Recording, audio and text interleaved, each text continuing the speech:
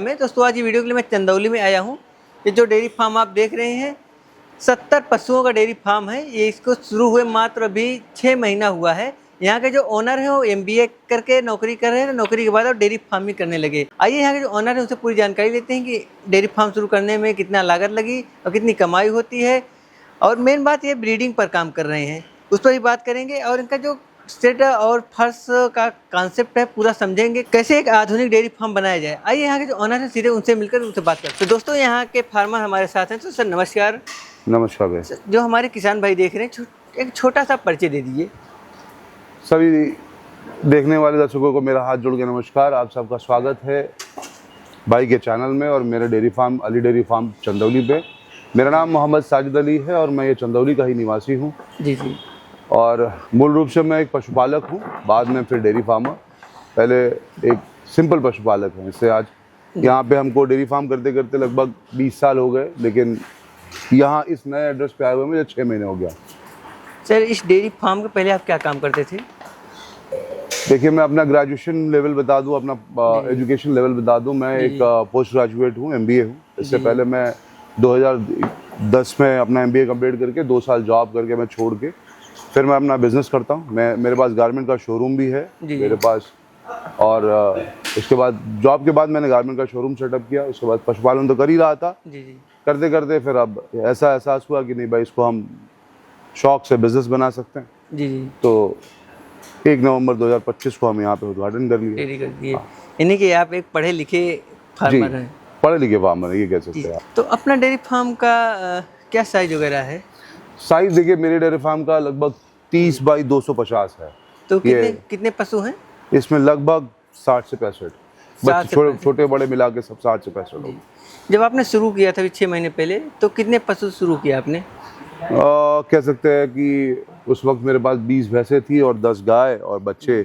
तो उसमें कुछ डेयरी फार्म शुरू करने के बाद कुछ बढ़ोतरी हुई है। जी। तो सर आपका पर्पज क्या है, ब्रीडिंग पर या दूध पर? मेरा देखिए मेन पर्पज है ब्रीडिंग पे। दूध तो बाई प्रोडक्ट है और ज़्यादा फोकस दूध पे नहीं है, लेकिन हाँ डेयरी चलाने के लिए दूध चाहिए। अगर आप डेली एक्सपेंसेस निकालना चाहते हो तो आपको दूध बेचना पड़ेगा। चलिए सर आपका फार्म देख लेते हैं सबसे पहले। बिल्कुल। आपने बनवाया तो सर ये आपने पूरा जो सेट बनाया, इसका कॉन्सेप्ट आपने कैसा रखा है? देखिए कॉन्सेप्ट ये ऐसा रखा है कि जितनी अपनी चौड़ाई है उसको पूरा इस्तेमाल कर लिया गया है। और गायों को एक तरफ बांट दिया गया, भैंसों को एक तरफ बांट दिया कि दोनों के रख रखाव में बहुत डिफरेंस होता है।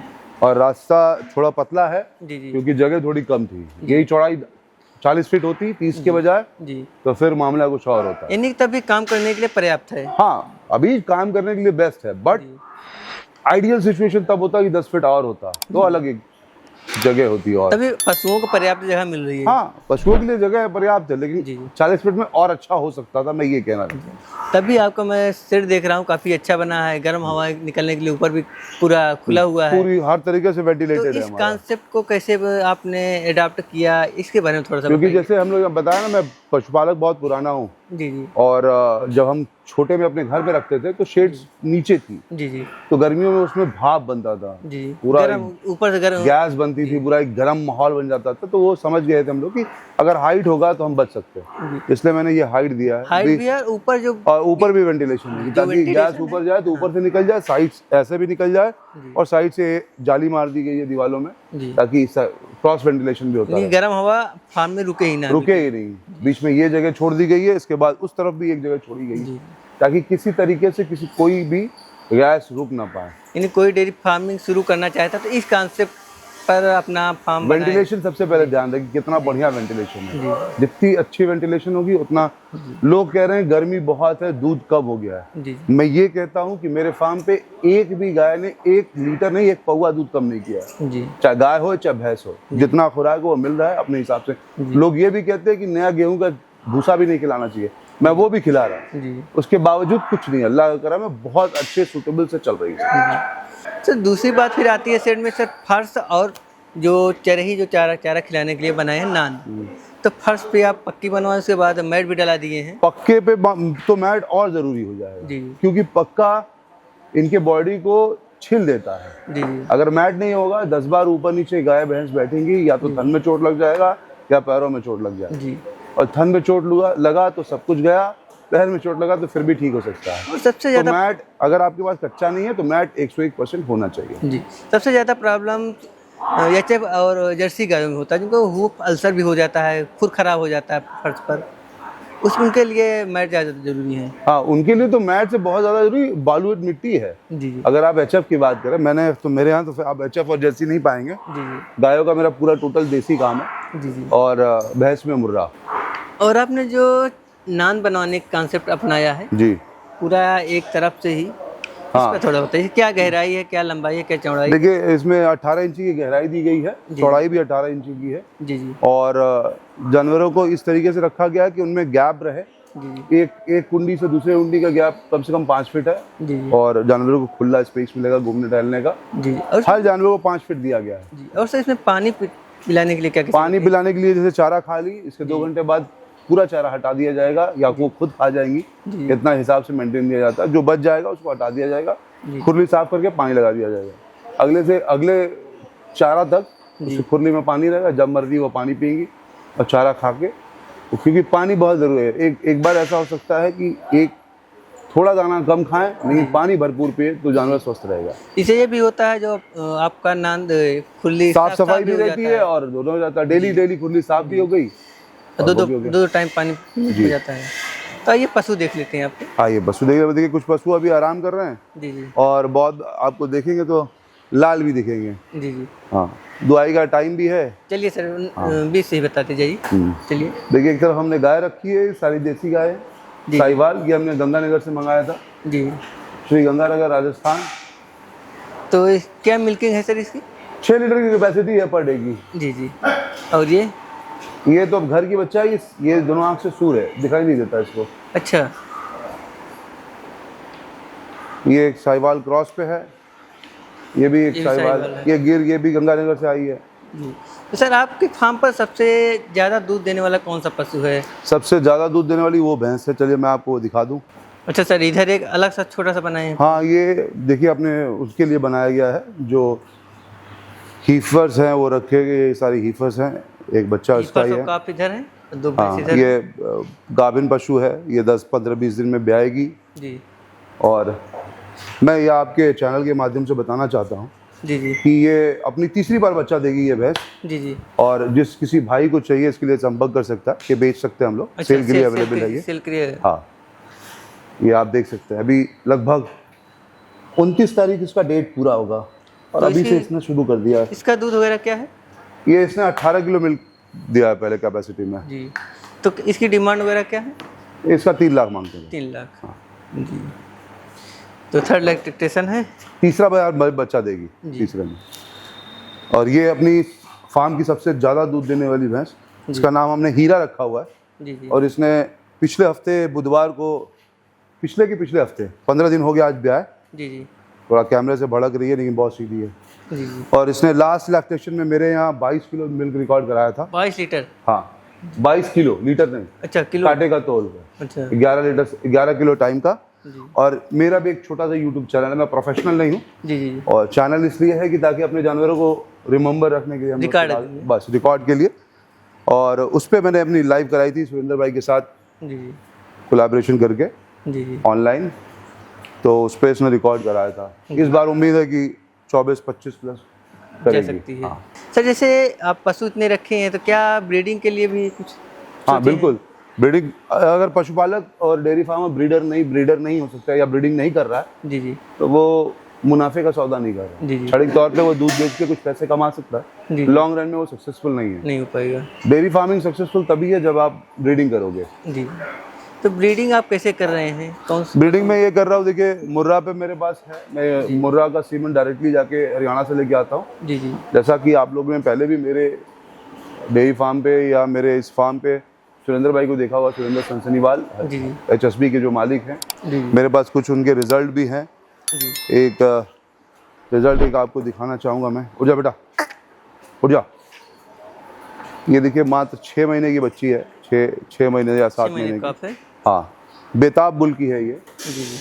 और इसके बाप, जैसे बेताब की मैं बात कर रहा हूँ, उसके बच्चियाँ पहले पहले लैक्टेशन में 20-20 22-22 किलो दूध दे रही जी। है, और आप देख के स्ट्रक्चर बता सकते हैं कि 6 महीने की बच्ची इतनी बड़ी है जी तो ये क्या करेगी। एक और मैं आपको दिखाऊंगा रिजल्ट, जिसको कहते हैं, चलो खड़े जा बेटा, खड़े जा, खड़े जा। चलिए मन नहीं है इसका खड़े होने का, न तब तक हो जाती। ये शेर हिंदुस्तान बुल की है, HSP पे ही शेर हिंदुस्तान है, उसकी बुल की ये बच्ची है। तो इनका और ये भी मात्र 8 महीने की है। स्ट्रक्चर देख लीजिए। तब इनका क्या कैपेसिटी है मिल्क वगैरह की? मिल्क कैपेसिटी भाई इसकी कुछ नहीं कह सकते हैं। तो फर्स्ट लैक्टेशन में क्या अंदाजन होगा? 20 प्लस ही रहेगा पहले लैक्टेशन में। जी। 101% 20 प्लस होगा। बाकी सर आप फैन वगैरह सब कुछ चला दिए सब कुछ चला भाई, फैन वैन हमेशा शाम को चलता रहता है, जी और ताकि गैस ना बने, तो दिक्कत परेशानी ना हो, जी जी। ये सब है। थोड़ा ध्यान दीजिएगा, कैमरे से डर रही हैं भैंसे। तो सर डेयरी फार्म पर सबसे बड़ी बात होती है फीडिंग की, फीड मैनेजमेंट। आप फीड मैनेजमेंट कैसे करते हैं? चारा में क्या देते हैं, दाना में क्या देते हैं, कैसे करते हैं? देखिए हम लोग फीड मैनेजमेंट में ये करते हैं कि भाई भूसा गेहूं का खिलाते हैं 365 दिन। जी जी चावल वाला जो है, पुआल वाला, वो कोई सिस्टम नहीं है अपना, गेहूं का भूसा ही खिलाएंगे। जी और साथ में भैंसों का अलग फीड है, गायों का अलग फीड है। जी भैंसों का हमने चने की चूनी, चने का छिलका जी जी और जौ का आटा, जैसे गर्मी बहुत है, और मकई का दाना, जी बिनोले की खल, जी ये सारी चीज़ें हम लोग गायों को देते हैं, भैंसों को देते हैं। गायों को हम लोग उस पर काम करते हैं। गायों का एक फीड आता है वेंकीज करके, जी वेंकीज एक बहुत बड़ी कंपनी है। अगर आप दरअसल इसको जानते हो तो आपको बता दूं कि ये पोल्ट्री में भी है, ये ह्यूमन में भी है, ये मेडिसिन में भी है, जी जी और ये पशु आहार में भी है। जी सबसे बड़ी बात ये है कि उत्तरा डायमंड जो पशु आहार है इनका, इसमें 100% यूरिया फ्री है, ये वो लिख के देते हैं। जी जी। तो गायों को मैं उस पर रखा हूँ और मुझे बहुत बेहतरीन रिजल्ट मिला है। ये दो मैंने आपको भैंस का फीड अलग बता दिया और गाय का फीड दिया। आप कहोगे तो मैं उसको आपको दिखा भी दूंगा। जैसे आप भैंस को कितना राशन देते हैं? कौन जैसे कौन राशन? देखिए 50-50% का बात है। अगर 10 किलो दूध दे रही है जी जी भैंस या गाय या कोई भी पशु, दुधारू पशु, जी। जितना दूध की कैपेसिटी है उसका 50% आपको फीड देना पड़ेगा। जी भैंसों को एक्स्ट्रा देना पड़ेगा, गायों को भी एक्स्ट्रा देना पड़ता है, क्योंकि अगर 10 किलो दूध दे रही है तो 5 किलो फीड उनको दूध मेंटेन करने के लिए चाहिए, जी और 1 किलो फीड उनको अपना body weight Body maintain weight करने के के लिए चाहिए। तो सर जैसे कि पशुपालन में आप लंबे समय से हैं और 6 महीने से कमर्शियली रूप से आ चुके हैं, तो उसमें परेशानियां क्या क्या आ रही हैं सर? परेशानियां देखिए यही है, रिपीटर की समस्या, जी जी और आपको सक्सेसफुल होना पड़े तो लेबर मैनेजमेंट भी बहुत ज़रूरत है। जी जी लेबर से भी आप थोड़े परेशान हो सकते हैं, जी जी लेकिन आपको वो मैनेज करना पड़ेगा। जी और फीडिंग ऐसी रखनी पड़ेगी ताकि आपका पशु रिपीटर ना हो। जी अगर ब्याने के 2 महीने तक अगर कोई सीमन ले लेता है जानवर, जी तो अगले साल उसी टाइम पे, जिस टाइम की ब्यात होगी, उसी टाइम पे भैंस बच्चा दे देगी। इसका मतलब ये है कि हर साल अगर आप बच्चा ले रहे हो जी तो आप प्रॉफिट में हो। नहीं कि आपको डेयरी सफल करना है तो साल भर में 2 बच्चा लेना है। एक साल में 1 बच्चा ले सकते हैं, 2 बच्चा नहीं ले सकते। नहीं, आप 12 महीने के अंदर अंदर दूसरा बच्चा आ जाना चाहिए। भैंसों में ये पॉसिबल है, वो HF गाय के साथ पॉसिबल है, वो भैंसों में साथ पॉसिबल नहीं है। नहीं तो 12 या 13 महीने में तो हो सकता हाँ, है। ये है कि आप एवरी कैलेंडर ईयर जी जी आपको एक बच्चा चाहिए, जी चाहे वो 2 महीने लेट हो जाए या 3 महीने, लेकिन एवरी कैलेंडर ईयर जी। वो आपको चाहिए। यानी कि लगभग बच्चा देने के तीसरे महीने हाँ, गाभिन हो कंसीव जाए। हो जाना चाहिए। हाँ, हाँ। हर हालत में डिवॉर्मिंग वगैरह कैसे करते हैं?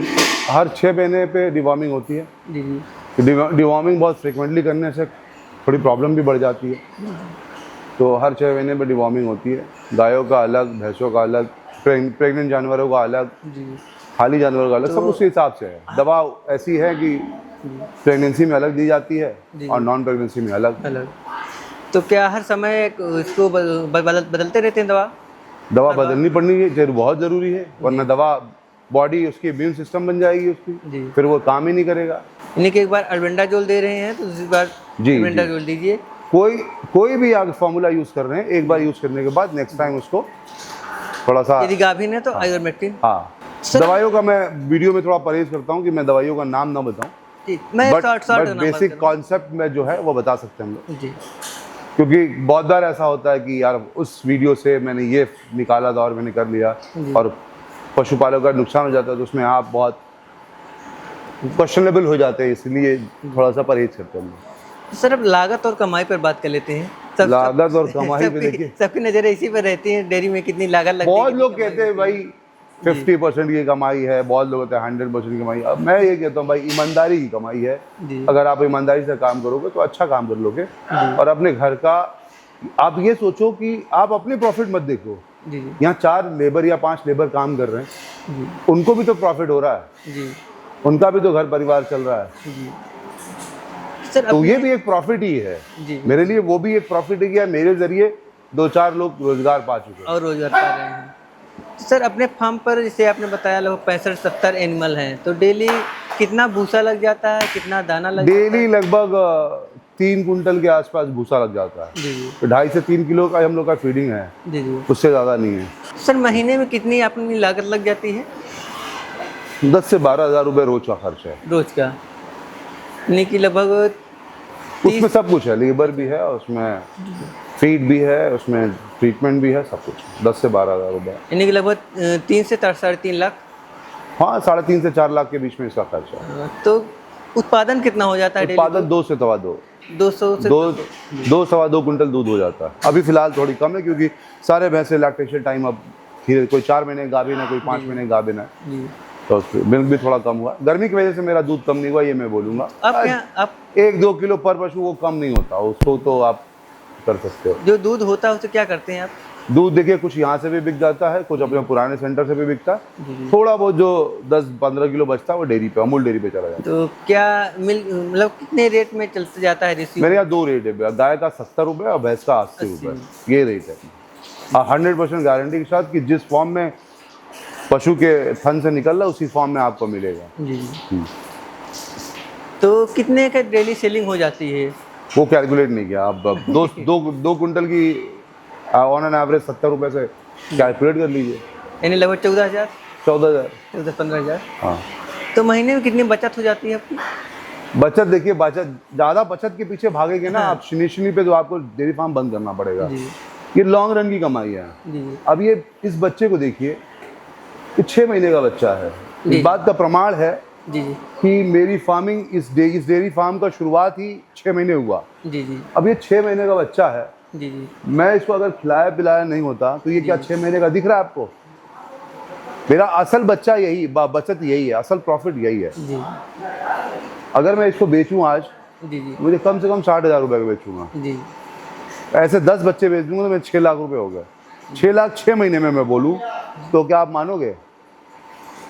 जैसे गांव में तो इतने में नहीं बिक सकती, गांव वगैरह में गाँव में तो 10,000 का बेचना पड़ेगा क्योंकि वो फीडिंग ही नहीं होगी। नहीं 5,000 ही ले लेंगे लोग। उसका पेट निकला होगा, ब्लॉटेड होगा, बहुत सारी चीजें हैं, जी बहुत सारी चीजें हैं ना। अब ये बच्चा देखिए आप, ये रिजल्ट मैं आपको दिखाऊं, ब्रीडिंग रिजल्ट। अच्छा बेटा थोड़ा उधर तो, कि नवाब की पड़िया है। जी जी और नवाब आज की डेट में इसकी पड़िया फर्स्ट टाइमर पड़िया 20 से 22 किलो दूध दे रही है। और इसको रोज, हाँ रोज मैं 2 थन का दूध पूरा पिलाता हूँ। जी जी इसकी माँ की मिल्क कैपेसिटी 8 से 10 किलो की है। सिर्फ 5 किलो दूध निकलता है, बाकी का वो पी जाती है। वो कितना पीती है वो मैं नहीं जानता। अगला दोनों थन वो पी जाती है, पिछला दोनों थन हम जरूर निकाल लेते हैं। जी अब वो तैयार होगी तो वो कितने की होगी बताइए? यही से प्रॉफिट है। जी एक ये दोनों बच गए, ये दोनों बच्चे, ये ब्रीडिंग का मैं बता रहा हूँ आपको, जो मेरी ब्रीडिंग वैल्यू है वो बता रहा हूँ। ये दोनों बच्चे फादर से सिस्टर्स है, फादर साइड से, जी जी दोनों एक ही बाप की बुल हैं, लेकिन एक अपनी माँ पे गई है और ये भी अपने माँ पे गई है। जी तो बाप का ऐसा था तो ये उसमें भी चला जाएगा। जी ये 10,037 SAG का बुल है, 10,037 उसी की बच्ची है। ये 1 साल 1 महीने 1 दिन की है। इसका कल परसों 3 तारीख था, इसका बर्थडे था। जी जी। हाँ 3 तारीख का बच्चा, साल भर 2 दिन का हो गया। साल भर अब ये देख लीजिए आप, इसकी क्या ग्रोथ है, क्या फीचर्स है, अब क्या देगी हमको ये। यही सब प्रॉफिट है। रुपए का हम लोग मॉनेटरी प्रॉफिट नहीं देखते। फ्यूचर का प्रॉफिट देख रहे हैं आप। हाँ, फ्यूचरिस्टिक आप रहेंगे तो आप आगे बढ़ेंगे। अगर आप पैसे के पीछे भागेंगे तो कोई और आपको जॉब में जाना चाहिए। कुछ किसानों का प्रश्न होता है, जैसे नया नया डेयरी फार्म शुरू करना है, जैसे आपने अभी 6 महीना हुआ आपका फार्म शुरू किए हुए, 2026 में मानकर शुरुआत की आपने, तो आपका फार्म शुरू करने में कितनी लागत लग गई? शेड बनाने में, नीचे पूरा नान बनाने में? वो तो एक बहुत मतलब अच्छा खासा इन्वेस्टमेंट लग गया, उसको डिस्क्लोज करना मतलब नहीं है। बट इस तरीके का शेड बनाने के लिए आपको एक अच्छी रकम चाहिए। जी, तब भी ऑन एवरेज लगभग 40 प्लस गया है मेरा, शेड और फ्लोर और सब कुछ लेके, जी जी। जमीन की बाउंड्री, उनका ने सब कुछ लेके 40 प्लस एनुअल भी लेकर इंक्लूडेड? एनिमल छोड़ के भाई, सिर्फ कंस्ट्रक्शन का। अब 6 लाख रुपए का सिर्फ 3 शेड खरीदा गया है, जी जी। और 5.5 लाख रुपए इसका लेबर कॉस्ट दिया गया है। इतनी लागत लगनी है यदि आप डेयरी फार्म शुरू करना चाहते हैं तो 60 से 70 पशु को? देखिए, अगर एनिमल को जोड़ के रखेंगे ना तो बहुत, ये थोड़ा सा डिमोटिवेटिंग बात हो जाएगी एक अमाउंट बता के, कि जिसका मन भी होगा ना वो सोचेगा इतना लगा मेरे पास कहाँ है। जी। आप शुरू करना चाहते हैं बेशक शुरू करिए, हाँ, लेकिन इस बात का ख्याल रखें कि एक बार में आप 20 पशु मत रखिए, 5-5 पशु करके रखिए। स्टार्ट करना चाहते हैं 5 से शुरू करिए, फिर उसमें जो अप एंड डाउन आप सीख के फिर आगे बढ़िए। सर एक बात खास और लगी आपके फार्म पर सर, आप भैंस साथ साथ इंडिजीनस पशु रखे हैं, देसी गाय रखे हैं, इसके किस पर्पज से रखे हैं सर? देसी देखिए हमेशा बेसी, जी जी। देसी हमेशा बेसी होता है, जी। ठीक है। देसी ब्रीड रखने का ये मेरा मकसद है, क्योंकि आप दूध के बारे में थोड़ा जानते होंगे तो जानते होंगे कि दो टाइप के होते हैं, A1 और A2। A1 HF और जर्सी, A2 गिर, साहिवाल, अपना थारपारकर, अपना जितने भी है जो भी ब्रीड्स हैं इंडिया के सारे, सभी A2 में? उसमें A2 में है। और A2 मिल्क में ये रिसर्च ने बताया है कि इसमें किसी प्रकार के हार्मफुल टिश्यूज़ या कोई भी हार्मफुल प्रोडक्ट्स नहीं होते। और A1 में ये बताया गया कि उसमें कैंसरियस सेल्स पाए जाते हैं। हम उससे बचने के लिए भाई हम अपने घर भी यही दूध इस्तेमाल करते हैं, अपने दोस्तों को भी यही देते हैं, अपने मोहल्ले वालों को भी यही देते हैं। तो हमारा ये दायित्व तो बनता है कि हम सब उन सब लोग को इस चीज़ों से बचाएं। जी सर। और अपने देश की गायों को भी ये तो है ही है भाई, जब हम उसका पालन कर रहे हैं तो बिल्कुल हमारी देश की गायों को बचाव होगा। जी। हाँ, आज हमारे देश से गाय ले जाकर ब्राज़ील वर्ल्ड इकोनॉमी में अपना झंडा गाड़ चुका है। जी जी। और हम आज भी स्ट्रगल कर रहे हैं। जी सर। तो ये हमारा देखने का नज़रिया है। उन्होंने ले गए हमसे, और वहाँ पे कृष्णा बुल, एक सबसे पहला जो राजा साहब ने गिफ्ट किया था, कृष्णा बुल, गिर का एक बुल है जिसका नाम कृष्णा है, और उस कृष्णा बुल को वहाँ गिफ्ट गया। और आज की डेट में ब्राज़ील सरकार के पास उस कृष्णा बुल के नाम का टिकट है, पोस्टल टिकट चलता है, चौराहे पे उसकी मूर्तियाँ लगी हुई हैं, उसके नाम का सिक्का तक आया था, उस बुल के नाम, उस बुल के नाम के सिक्का तक आया था। और हम वही आज हम सिर्फ फिजूल की बातों में लगे हुए हैं। हमें लगता है पिछले दशक से थोड़ा सा देसी गायों में थोड़ा रुझान बढ़ रहा है, क्योंकि लोग धीरे धीरे सब लोग जागरूक हो रहे हैं, हेल्थ को लेके हेल्थ कॉन्शियस भी हो रहे हैं, थोड़ा कि अच्छा खाया जाए, अच्छा थोड़ा सा ऑर्गेनिक फार्मिंग, हाँ, फार्मिंग, ऑर्गेनिक के नाम पे काफ़ी कुछ लूट खसोट भी हो रहा है। लेकिन तो हम लोग तो हमेशा यही कहते हैं कि भाई जिन किसी भाई के पास कोई जगह हो, एक आधी गाय घर पे रख के कम से कम ये ऑर्गेनिक दूध ही अपने घर पैदा कर सकता है। तो सर जो आज के नवयुवा हैं उनको क्या एग्रीकल्चर में आना चाहिए? बिल्कुल आना चाहिए। वो लोग पढ़ लिखने के बाद नौकरी के पीछे ही लगे रहते हैं। आजकल देखिए उल्टा हो गया है जी। हम गांव के जो लोग हैं वो पढ़ लिख के शहरों की तरफ भागते हैं जी, बिल्कुल। और जो शहर के लोग हैं पढ़ लिख के गांव की तरफ भाग रहे हैं। तभी एक नया फार्म हाउस खोल रहे हैं शहर के लोग। आप जितने भी देख लीजिए, बड़े मेट्रो सिटीज़ में देख लीजिए, जितने भी बड़े फार्म्स हैं वो सब बहुत एजुकेटेड लोगों का है। राजस्थान देख लीजिए, हरियाणा देख लीजिए, पंजाब देख लीजिए, गुजरात देख लीजिए, जितने भी बड़े बड़े फार्म्स हैं टॉप लेवल के, वो सब बहुत या तो मल्टीनेशनल में काम करके छोड़ चुके हैं या तो फॉरेन से पढ़ के आए अपना काम कर रहे हैं। सर आपका फ्यूचर में क्या और प्लान है अभी डेयरी में? देखिए मेरा फ्यूचर प्लान ये है, मैं बहुत फ्यूचरिस्टिक आदमी हूँ जी। और ये तो अपना जो शुरू हुआ है, अगर मेरे पास कोई खेत खलियान नहीं है, अगर आगे कोई जगह मिल गई अच्छी जी, तो हम एक बड़ा फार्म बनाना चाहते हैं जी। और उसमें हम ज़्यादातर कोशिश ये रहेगी कि पशुओं को खोल के रखें, बांध के नहीं रखेंगे, सिर्फ मिल्किंग के टाइम पे आएंगी, खाना खाएंगी और मिल्किंग करा कर वापस अपने मर्जी फील्ड में।